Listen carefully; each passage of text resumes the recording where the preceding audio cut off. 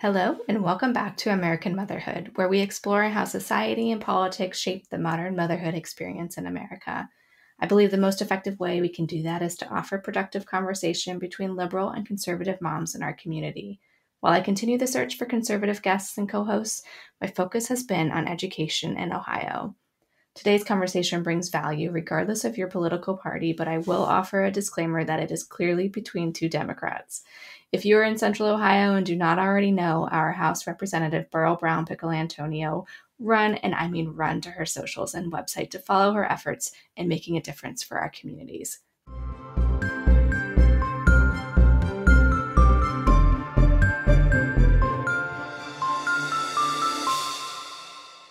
I am so excited to be joined today by Ohio House Representative Beryl Piccolantonio, or as you'll come to know her as Rep. Beryl. For over 20 years, she worked as an attorney for the state of Ohio, and now she is serving her first elected term in the Ohio House. Relevant to today's conversations, she currently serves on the Children and Human Services Committee, Education Committee, Finance Committee, and the Workforce and Higher Education Committee. She also served as the president of the Gahanna-Jefferson School Board for 8 years, and most importantly, she is a mom. We are going to lean into all of that experience in today's conversation about the landscape of education in Ohio. So thank you so much for being here, Rep. Beryl. It's much appreciated. To start, can you describe the current landscape of education in Ohio? Sure. So before I do that, I just want to thank you, Bethany, for the podcast. Thank you for inviting me to be on the podcast. I think that um, it's incredible when you can bring people together, especially moms together, to talk about the kind of things that are important to all of us. And at the top of that list, I think, is our kids, without a doubt. And so bringing people together from different experiences, different perspectives to talk about how we best provide for our kids, I think is a really important conversation. If I think about what the current landscape of education in Ohio looks like right now, I would say that over the state of Ohio, we've got really strong public education systems all across the state. In most communities, our schools are the place that brings community together. It's the place that we're all proud of. It's the place that helps us as a community to raise smart, kind, productive kids into adults that can contribute back to their communities. In a lot of places in Ohio, it's the center. It's like where all the things happen: Friday night football and bake sales and all the activities. Let me say this too: about 90% of Ohio's children attend public schools. The other thing that I would say when I think about like what is the reality of the education landscape right now in Ohio and quite frankly in the country, um, I think of it as a place that unfortunately there's a lot of tension right now. There is an increasing workforce shortage. There are increasing levels of stress among staff within our schools. Um, from, I would say, probably 2020 forward, there's been increasing scrutiny of staff and of school boards and of our system of public education. There's been lots of political debate. The culture wars have kind of raged in our public school system. So even though I would say that it is like the center of the universe of our communities, it also over the past few years has just been a place where there's been a lot of struggle and a lot of stress. I appreciate that. And I have to say, I would agree with everything that you've just said. In my experience in Westerville, we have a wonderful school and a wonderful district. And you can see, as all of this has come to light and the focus is on the budget this year, so many parents and moms coming to the fight and trying to be aware and trying to fight for what's right. It is also very discouraging as a mom to a kindergartner, knowing that, well, I'll have at least 14 more years in this system, and intend to continue to fight for it beyond that. But when we look at Ohio in the current landscape, obviously right now we're looking at the state running through the budget. But even beyond that, we have Senate Bill 1, right, on the horizon, which eliminates diversity, equity, and inclusion activities on campuses. It's restricting how faculty teach, and then it also is banning faculty strikes, among many other things. And also, proposed cuts to public libraries. And I mean, those are obviously just two headlines, but when you think about the future and the scope of the conversation that needs to happen, there is so much.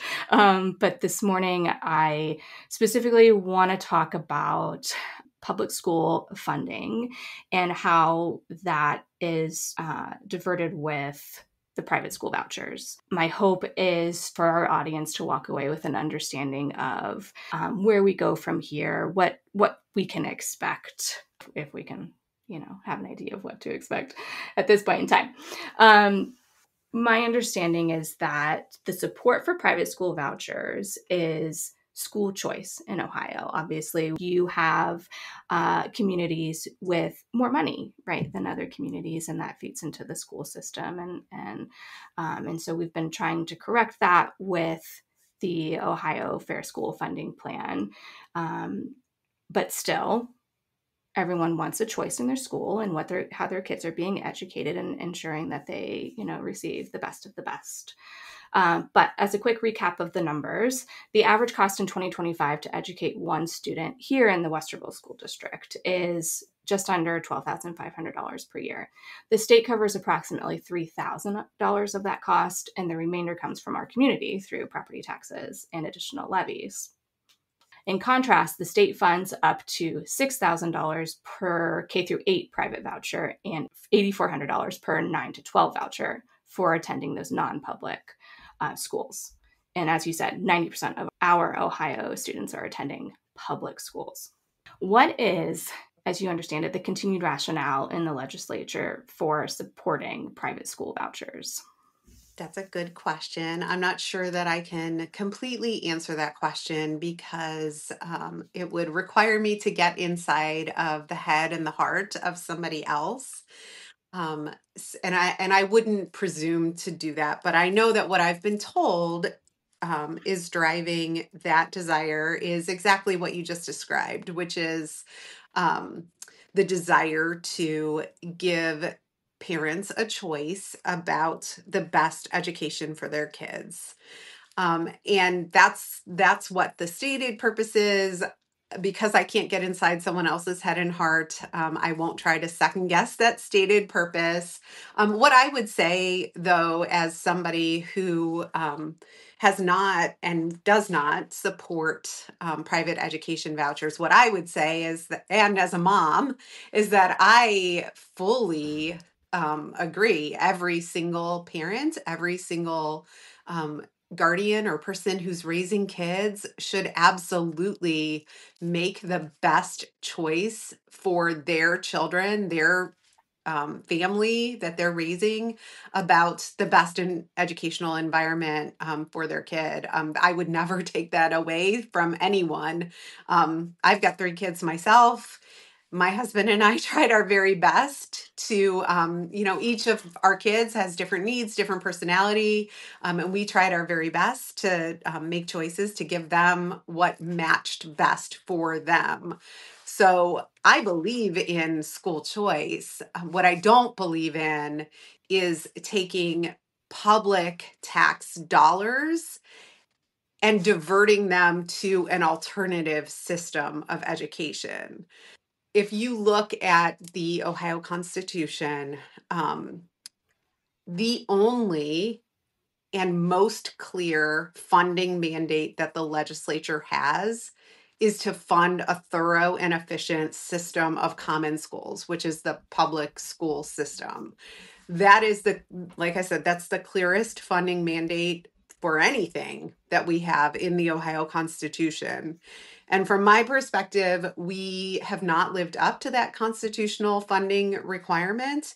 And until we live up to fulfilling our oath to fund that system of public schools in a way that the court has said has to be adequate and equitable across the state of Ohio, so that every single kid, no matter where they live, no matter their zip code, no matter the kind of house that they grow up in, has access to a high quality education. Until we're doing that, then having a conversation about diverting public tax dollars to any alternative form of or system of education is a non-starter for me. And it has, again, like that has nothing to do with choice. I believe in choice. I believe in every individual's autonomy to make the best decisions for their families. Right. Absolutely. So when we think about private schools and public schools, to your point, we are far from perfect, but even beginning to divert public funds to private schools, who is holding private schools accountable? They do not have to adhere to the same mandates that the state sets for our public schools. And so here they are trying to divert money to another system that they don't have as much, control, so to speak. So I think at the heart of my concerns with private schools is, yes, it's phrased to in the community as school choice, but even if a parent chooses to apply for their student to attend one particular school, that private school does not have to accept their student and their family. They have the decision making authority, right? And so these students have to submit to an interview process. They have it's like applying to college. They have personal essays and testing, and they look at your extracurricular activities and performance reference letters, all of these things, and parent interviews, right? When I think about that for a family who doesn't have as many resources, time being one of them, right? It is really daunting. And I think it's misleading to say that this school choice is driven by the desire to make sure that all socioeconomical families have access to these schools, because in reality, it's just not the case, right? Yeah. Yeah. So one of the things that was said when vouchers in Ohio were expanded to the near universal point that they are now, is that choice sentiment. The interesting thing when you look at who's receiving those vouchers, especially when you look in the years where vouchers were expanded to this near universal point that they're at now, um, the percentage of recipients of private school vouchers only went up 2% in that expansion year, which is really it's interesting when you think about it. So not only did the numbers of students attending private schools not go up very much, when you look at who actually received private school vouchers in those years, 20% of the recipients of those vouchers are families who are 6 and 7 figure incomes. So when you sit back and you think about number one, the numbers of students attending private school didn't really go up, and number two, 20% of the recipients were pretty high income earning families. It's just like it just doesn't exactly fit with what you were talking about related to the stated purpose of private school vouchers. Public schools are the only system of education that is required to educate every single student. So if they come from a low socioeconomic background, or if they have special educational needs. Oftentimes, those are students who cost a lot more to educate. The state has done some cost studies in the past 5 or so years, looking at how much it costs to educate students who are either second language learners, so English is not the primary language in their household, students who come from those low socioeconomic backgrounds, students who have special educational needs, and the costs of educating those kids. It just is more expensive, and it's only public schools that are required to accept those kind of kids. Like you described, private schools have their own admission processes. They are not required to accept every kid, and they are certainly not required to accept kids who may cost more money to educate. And when you put all of that together, I don't the choice argument, it doesn't ring true.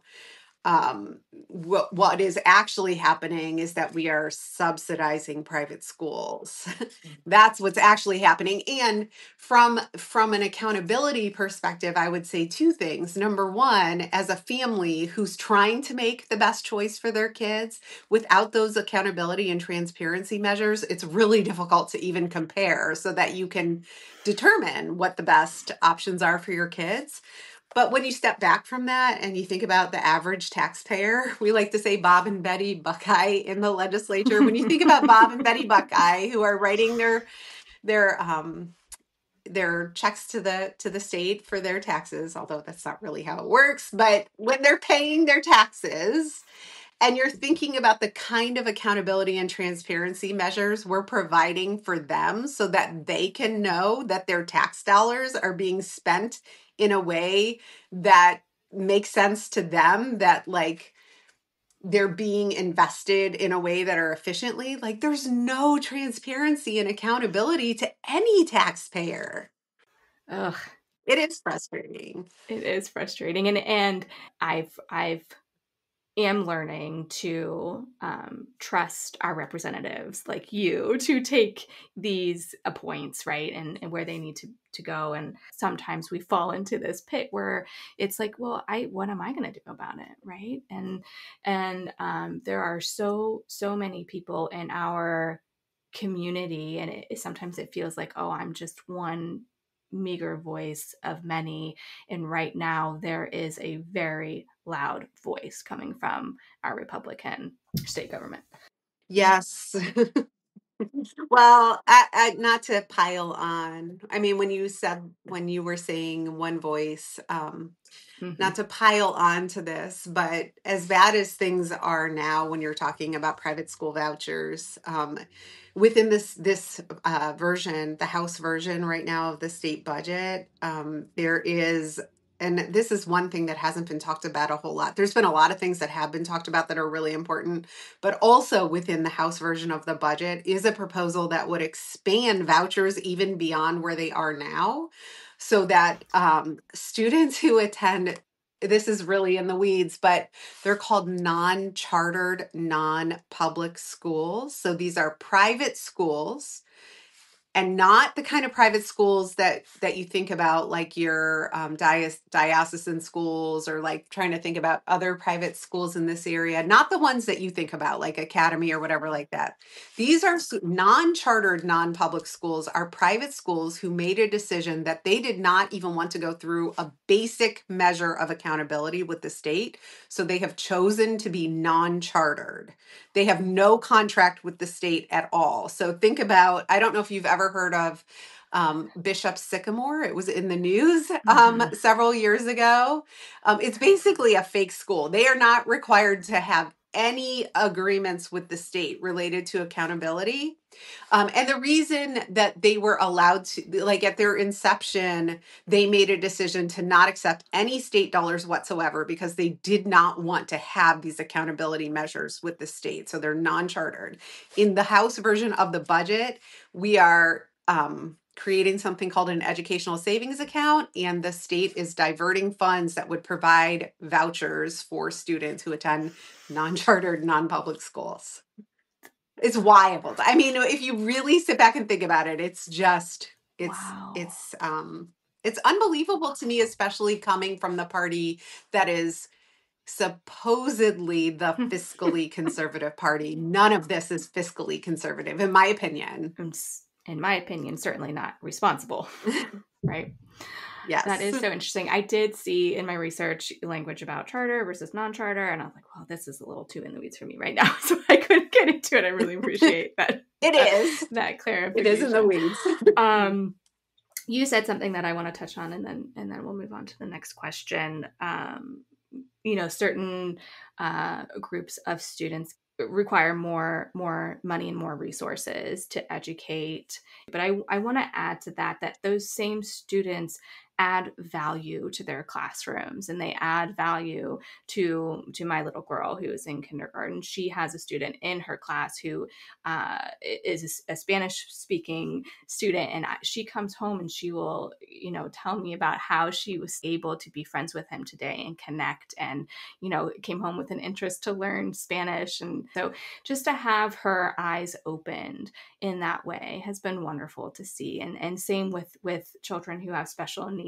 In order to foster strong, kind humans, we have to give them these experiences to meet all types of people around them, right? So tell us what you will about how this conversation looks in the house as you all were, talking about the budget.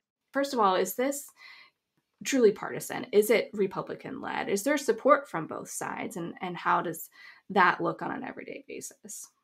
Yeah. So the conversation about vouchers in the state of Ohio, it's been going on for a long time. It started in the 1990s when Governor Voinovich was the governor. And I would say that at that time, even like back that far, it was pretty partisan, but there were some crossover from both parties, actually. I would say from Democrats who served in areas, particularly where there were a lot of Catholic schools. And then, so there was some crossover there, and maybe also from Democrats who served in areas where the public school system was thought to be struggling. There was some crossover, and I say thought to be struggling because I do think a lot of times it's hard to actually, like, you've got to think about what it is that we're measuring. Are we measuring the quality of education that's being delivered, or are we measuring just the sheer and vast amount of need that exists that is disparate in different school systems?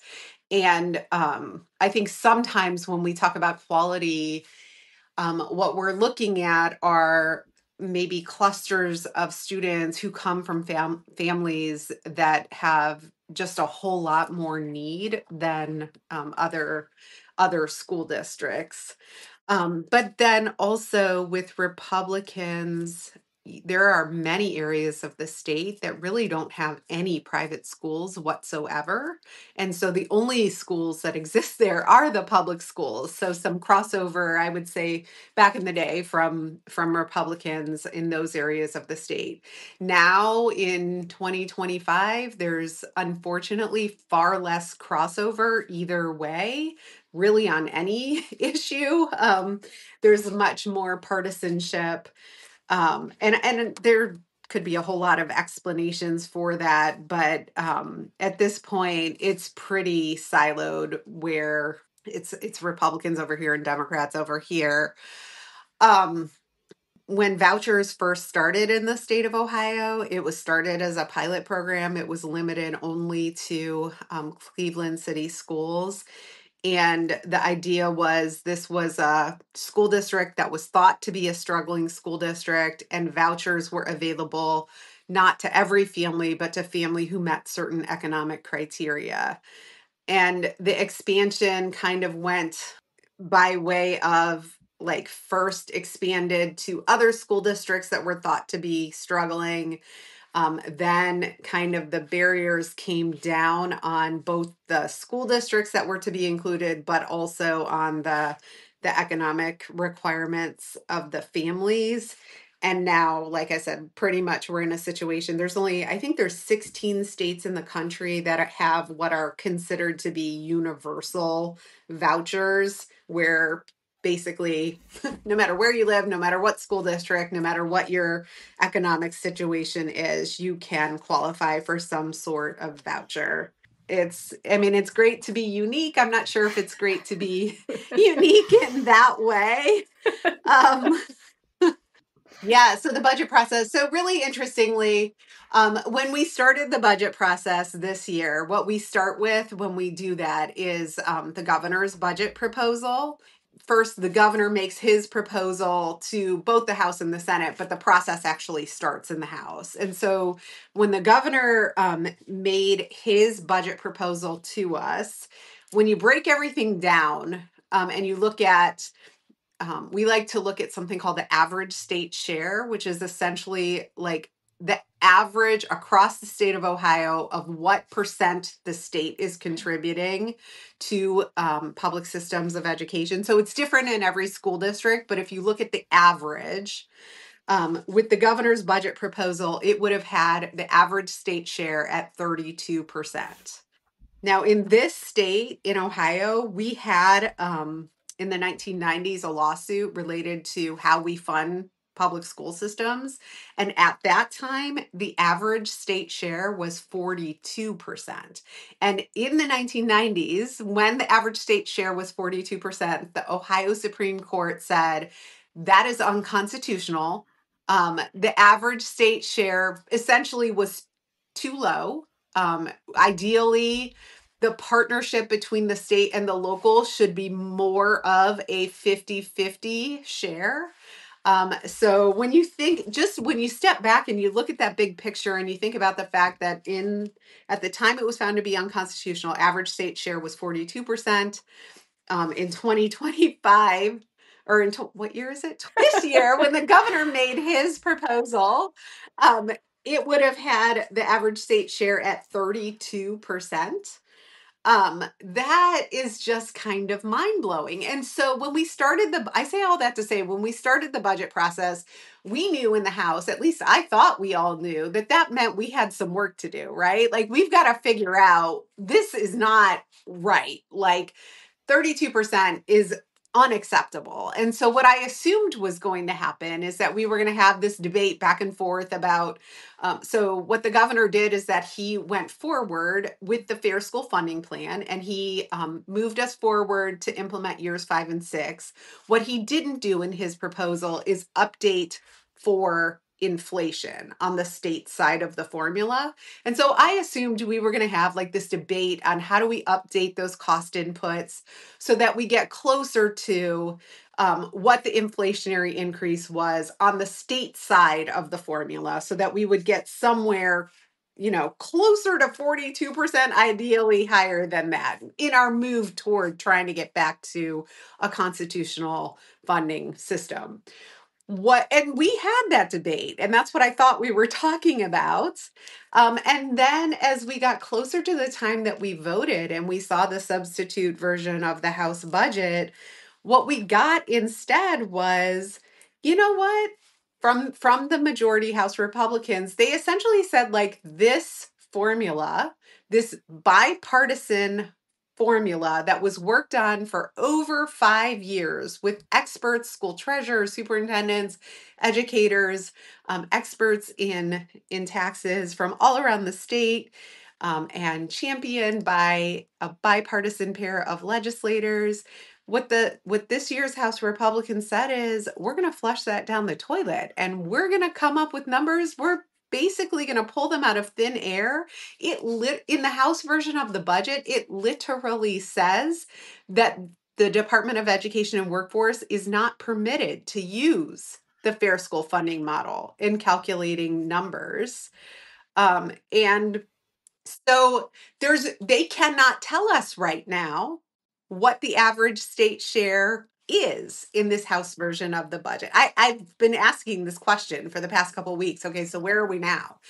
And we have a nonpartisan organization called the Legislative Service Commission, and they cannot calculate it because there is not a formula. They don't know. But it's certainly below 42%. Um, It's probably somewhere between 32 and 38%, but it's nowhere closer toward constitutional. And in 2 years, when we're doing this all over again, we now have no formula unless something changes when they take their approach to trying to do this in the Senate. And so, again, just as a quick recap, so the House published their version of the budget, and right now it's with the Senate. And this upcoming week is the first week where the public can submit testimony, right? Yep, that's right. And the committees will be meeting, Yep. and so that's the push that I see a lot in our community now, is for asking the parents and any stakeholder really to submit organic and genuine testimony to the Senate to help them understand, I guess, what what we want to prioritize. Yeah. Yeah. I do want to ask, and I think that this could be a whole separate conversation, but a significant number of our private schools in Ohio are religious and religion based. Do you think that religion is a driving force behind the private school vouchers? I mean, it's certainly at inception 20 years ago when Governor Voinovich created this pilot program. It was in partnership with the Catholic Diocese. So certainly that was the driving force for vouchers in the state of Ohio when we started. I mean, there are definitely private schools that are not religiously affiliated, but I do think that the biggest push continues to be from religious schools. I know anecdotally, I have a lot of friends who make the best choice for their family and send their kids to religious schools, and I know that just anecdotally, most of them were pushed pretty hard by those private schools to apply for vouchers. Basically, there was no restriction that the private schools keep the tuition rates where they were when the vouchers came into place. So a significant number of them raised their tuition and pushed their families to apply for vouchers. And for a lot of them, they're basically paying the same amount that they were paying before the vouchers. It's just now the schools are also getting this voucher dollar amount as, like I said, kind of a subsidy to their schools. Mm-hmm. I hadn't even gone down that road yet, but I Yeah. can certainly see how that happens. Okay.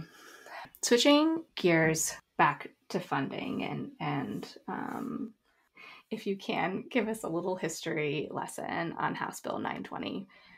This goes back to 1976, I believe.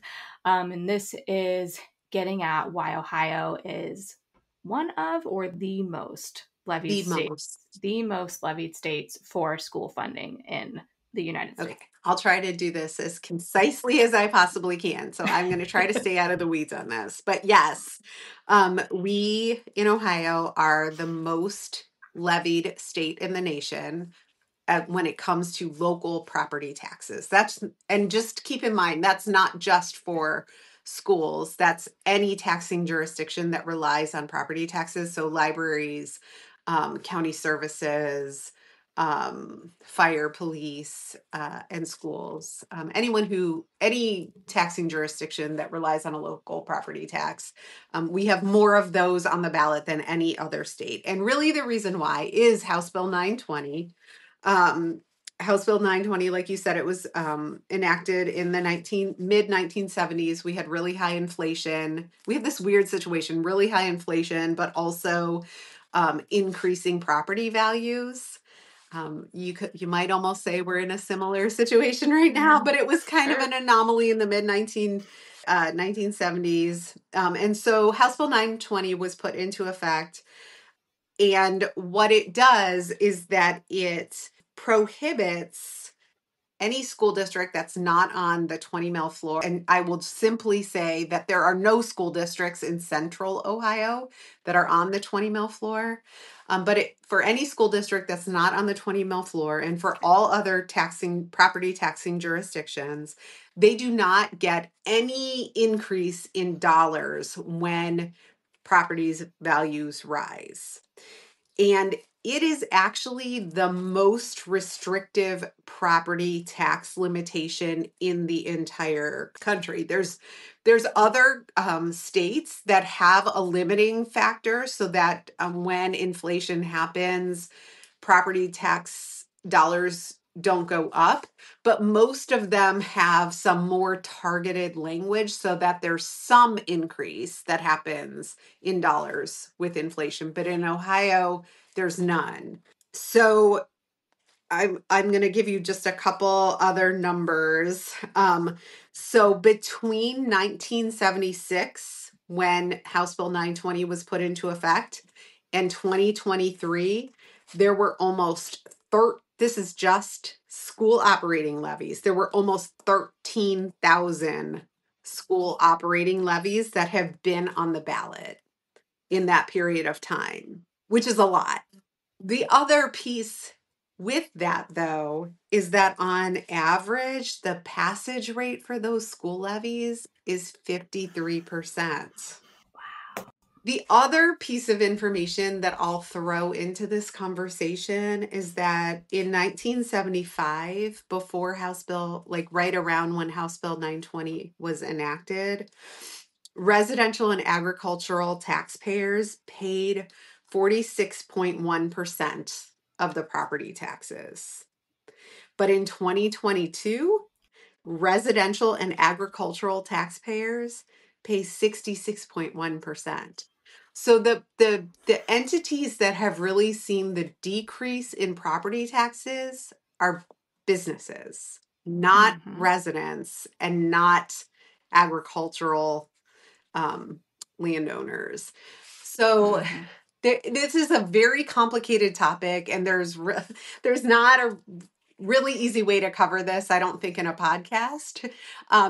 There was a bipartisan, bicameral, so the House and the Senate created a joint property tax review committee to discuss all of these issues related to House Bill 920, related to the unique situation that we find ourselves in, again, in Ohio with high inflation and increasing property values.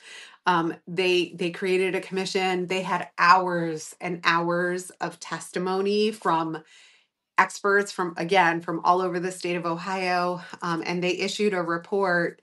I think it was just last summer, with all sorts of recommendations about how to. Because the one thing I do want to say is, like, there are lots of property taxpayers who are struggling, particularly those who are older Ohioans who maybe are retired and on fixed incomes. So the idea of this property tax commission was to kind of look at how can we provide more targeted property tax relief. There were all sorts of recommendations that came from that. There have been multiple bipartisan bills that have been introduced that were based on those recommendations and all of that testimony, and none of that has passed at this point. And again, I would say, it's the majority in the House and the Senate who determine what bills pass. And we really have not done anything, even though there are a multitude of options available that would provide targeted property tax relief, and do that in a way that it didn't further hurt our public schools, our libraries, all of those jurisdictions that rely on those funds. But to date, none of that has happened. And instead, in this version of the House budget, they are coming after the voted cash reserves that our school districts have in order to best plan for the uncertainty that we at the state have put them in with regard to funding. And they're calling that property tax relief. it is Mm-hmm. not property tax relief. Mm-hmm. So that is the clawback That's the clawback. provision. Yep. And we're already at 40 minutes, so I won't go into that. But Oh, oh my gosh, I'm so sorry. no, this is wonderful. But yes, that also came to my attention more recently, and Yeah. it really just makes you question the motives and question where they want to take Ohio when you start adding up all of these things. Yeah. Um, and Yeah. getting back to the levies too. So um, again, so this current academic school year, I should say, is when I really started asking questions. And you see a lot of levies on the ballot, but this is the first year where I've been paying attention to the community and the conversations around here. And I understand somebody who is struggling financially, but really anybody saying, but the inflation, like everything, the cost of everything is increasing. And even those who want to prioritize our schools or our libraries or services, whatever it may be, they're Yep. looking at their expenses increasing at this point month over month and thinking, wait, why is this on our backs? Why, are we having to, increase our dollars to these efforts? And understandably, some people say no, and that was really frustrating last fall when the Westerville levy failed. I am hoping that we're on the ballot again this November because Westerville is um, facing budget reductions, and one from the levy, but also obviously from the state budget. What uh, advice do you have for a community who is facing these budget constraints? How can we, continue to look to the future despite these challenges? Yeah, I'm going to go back to where we started the conversation at the beginning, which is that the fact of the matter is our schools, in my opinion, are incredible. We've got staff who have chosen to be in a profession that is solely dedicated to trying to educate kids and trying to ensure that as a state and as a country, we continue to move forward, that we have a future, that we have kiddos who are kind and thoughtful and know good sources of information and are critical thinkers and that they're creative. And there are all these amazing people who have chosen to dedicate their lives to doing that. And I don't know about you, but whenever I'm in the school buildings, it's just like I'm sure not every day, all day is the happiest thing ever. But whenever I'm in the buildings, like I just feel so hopeful and happy being surrounded by young people and by adults who have chosen to make that their life's mission. And I think we need to remember that. I think we need to, Mm-hmm. I don't know, shine more of a spotlight on all of that incredible, amazing work that happens every day and remind people about what a special place our schools are. Um, I've had lots of conversations with school board members, superintendents, treasurers, district staff from around the state, and I hear how stressed and strained they feel. And I try to just myself express the gratitude that I have for them. I try to encourage them to never hesitate to be proud of what they do every day, to share that Right. pride with everyone and anyone that they can. Um, Mm-hmm. I don't know. Our kids, our future kind of depends on keeping this system intact. So as exhausting as some of it is, Yeah. it's so important to keep moving forward. I do have one more question that I want to ask. How our districts have become gerrymandered. And so, issue one was an attempt to fix that and bring community members to the table as part of that conversation, but that failed. Mhm. So, what are then possible next steps for us as a state to move forward and to redraw those districts. Yeah, we are a very gerrymandered state, like you said. I truly believe that if you could, again, zoom out, think about big picture, I truly believe that as a state, that most of us who live in this state have common values where we do care about people, and we want to make sure that everybody who lives in the state has actual opportunity to thrive and be successful. I believe that a majority of us want that, but the way that the lines are drawn right now, what we end up with is lots and lots of districts where they are not competitive from a partisan standpoint, but they're not even competitive primaries. And so when you have a scenario like that, what you end up with is representatives who are not just, it's not just that there's more Republicans than Democrats. It's also the case that many of those Republicans are on the extreme end of their political spectrum and not necessarily representative of a majority of people, even within that party. So gerrymandering does all kinds of funky things like give us the most extremes within the legislature, but also drive down voter participation. So when you're thinking about statewide elections, if there's not a competitive local race, then voter participation is not as high. And so you get that same gerrymandering effect on the statewide ballot, which is that, like you said, is a longer conversation. Right now, I don't know what's going to happen. If things stay the way that they are and nothing changes, we redraw the lines after the next census in 2031. And so the statewide elections really matter. 2026 in particular, that's those statewide seats will all be open. There will be no incumbents. And so those elections are incredibly important because if nothing changes in the Constitution between now and then, this will be our only opportunity to run against non-incumbents for open seats for the positions that will draw the lines in 2031. Now, no pressure.